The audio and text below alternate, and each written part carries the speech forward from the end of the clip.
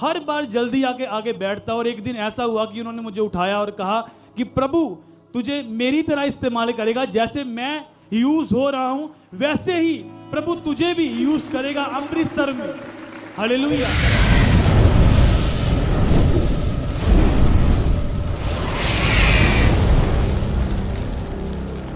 आप सभी को जय मसीह की। हमारे YouTube चैनल सच्ची गवाही पर आप सभी का स्वागत है। आज एक अद्भुत गवाही लेके आया हूँ जो कि एक परमेश्वर के दास और दासी का है, जिनका नाम पंकज रंधावा और उनके वाइफ का नाम पूनम रंधावा है। ये दोनों परमेश्वर का सेवा अमृतसर शहर में करते हैं। ये अपने जीवन की अद्भुत गवाही जो परमेश्वर के दास अपोस्टल अंकुर नरोला जी ने एक सेमिनार मीटिंग किए थे, उनमें ये अपने जीवन की गवाही को दिए हैं। तो आइए इस गवाही की वीडियो को देखते हैं। जय मसीह की। मेरा नाम पंकज है, मेरी वाइफ का नाम पूनम। तो मैं अमृतसर में सेवकाई कर रहा हूँ, चबाल रोड के पास। 2010 में मैं प्रभु में आया और उसके बाद 2012 तक मैं चेलेपन की मीटिंग्स करता रहा। जैसे डिसेबलशिप की मैंने चेलेपन की जो ट्रेनिंग की थी, तो मैं सुसमाचार करता रहा। और यहाँ पर मैं कलीसिया में बैठा करता था। मुझे आज भी याद आ रहा है कि जब मैं कलीसिया में बैठकर वचन सुनता था, पापा जी जब प्रचार करते थे तो मेरे अंदर एक्साइटमेंट होती थी कि मैं उनको देखूं, उनको सुनूं और आगे आगे बैठूं। और हम जल्दी आकर 6 बजे यहाँ पर अपनी सीट को बुक करते थे। तो जैसे जैसे मैंने वचन को सुनना शुरू किया और मैंने जब भी वचन को सुनना, पापा जी ने हर बार मेरी ओर देखना, और मुझे लगता था कि वो जब देख रहे हैं तो कुछ ना कुछ परमेश्वर चाहता है मुझसे। जब वो देख ही रहे हैं तो मैं हर बार जल्दी आके आगे बैठता। और एक दिन ऐसा हुआ कि उन्होंने मुझे उठाया और कहा कि प्रभु तुझे मेरी तरह इस्तेमाल करेगा, जैसे मैं यूज हो रहा हूं वैसे ही प्रभु तुझे भी यूज करेगा अमृतसर में। हालेलुया। उस दिन के बाद 2015 में मैंने वेडनेसडे वाले दिन चर्च को लगाया और पापा ने कहा कि 12 बाई 12 का जो कमरा होगा उसमें तुमने चर्च को स्टार्ट करना है। तो 12 बाई 12 का कमरे में मैंने स्टार्ट नहीं किया, मैंने टेरिस के ऊपर स्टार्ट किया। और टेरिस पे कोई टेंट नहीं था, ऐसे ओपन ही मैंने स्टार्ट कर दिया और 8 लोग आए। उसके बाद वो जो टेरिस था पूरा फुल होता गया और भरता गया पूरी तरह से, और सीढ़ियों तक पूरा फुल हो गया। जब फुल हो गया उसके बाद मैंने उसको रेंट पर ज़मीन लेकर हमने बाहर शुरू किया चर्च, वो भी भर गया। तब 150 लोग हो गए, फिर वो भी भर गया, फिर उसके बाद 200 लोग हो गए, वो भी भर गया। और फिर 2016 में पापा जी ने कहा कि अब तू संडे चर्च को स्टार्ट करना है। और मैंने 2016 10 जुलाई को मैंने पहले संडे मीटिंग स्टार्ट की और उसी मीटिंग में 100 के करीब लोग आए और वो पूरा भर गया जो हमने टेंट लगाया था। उसके बाद पापा ने मुझे फिर से मैसेज किया और मुझे कहा कि अपने टेंट को बढ़ा दे, 500 लोगों की चेयर्स लगा, वो पूरा भरने वाला है। आप बिलीव करो कि उसी दिन उसी संडे पूरी तरह से बड़ी मीटिंग में वो पूरा टेंट भर चुका था। और हम हैरान थे देख कि परमेश्वर अपने दास के वर्ड को गिरने नहीं देता है। हालेलुया। मैं आज ब्लेस्ड हूं, मेरी वाइफ ब्लेस्ड है, मेरी मैरिज जो है ब्लेस्ड है, इसलिए क्योंकि मैंने राइट अगवे को अपनी लाइफ समर्पित की है। और आज मेरी मैरिज लाइफ, ये नहीं कि मेरी सेवकाई, मेरी मैरिज लाइफ ब्लेस्ड हुई। प्रभु ने मुझे आशीष किया, फाइनेंशियली और ब्लेस किया। चर्च के पास कोई जमीन नहीं थी, आज चर्च के पास अपनी 1 किला के करीब जमीन है और भी खरीद रहे हैं हम, और हम बढ़ रहे हैं प्रभु यीशु के नाम से। Hallelujah hallelujah. बहुत सारी ऐसी चीजें हैं जो अभी जैसे शॉर्ट में हम टेस्टिमनी दे रहे हैं, इसलिए मुझे फास्ट करना पड़ रहा है क्योंकि अब तो इससे जल्दी मुझे करना पड़ रहा है। तो ये नहीं कि सिर्फ सेवकाई में ही उन्होंने हमें गाइड किया है, हमारी पर्सनल लाइफ को भी वो देखते हैं। जैसे एक फादर, शारीरिक फादर जैसे एक केयर करता है अपने बच्चे की, वैसे ही हमारे स्पिरिचुअल फादर ने हमें केयर की है, हमें समझाया, हमें सिखाया।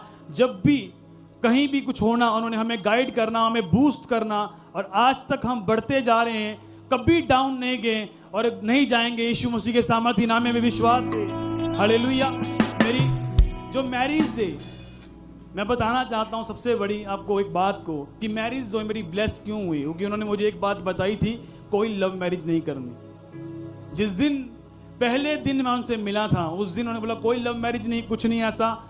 ये नहीं कि कुछ मुझ में कुछ ऐसा था, वो उन्होंने वैसे ही मुझे गाइड किया कि कुछ ऐसा नहीं होना चाहिए, और मैंने वैसे ही फॉलो किया।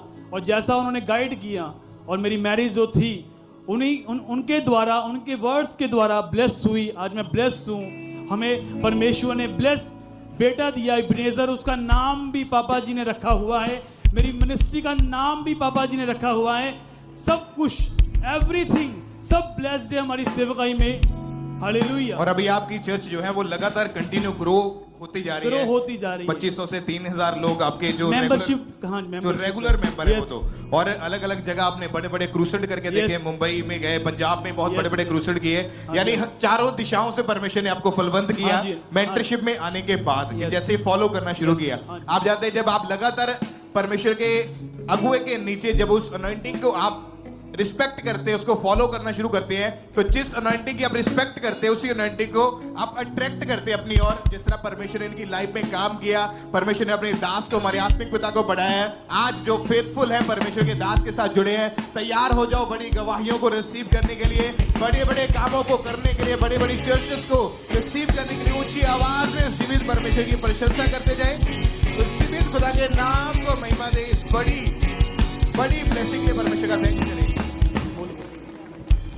मैं बताना चाहती हूँ आज परमेश्वर की प्रेजेंस में, यहाँ पे परमेश्वर का धन्यवाद कि हमें फिर से टेस्टिमनी देने का मौका मिला। जब मैं प्रभु में आई थी नई तो हमारी सारी परिवार की ज़िंदगी ऐसी थी जैसे एक नरक की ज़िंदगी थी, दुष्ट आत्माओं में, बीमारियों में। और हिमाचल में कोई भी प्रभु में नहीं है, दूर दूर तक हिमाचल में प्रभु में नहीं है, जीसस क्राइस्ट को नहीं जानता।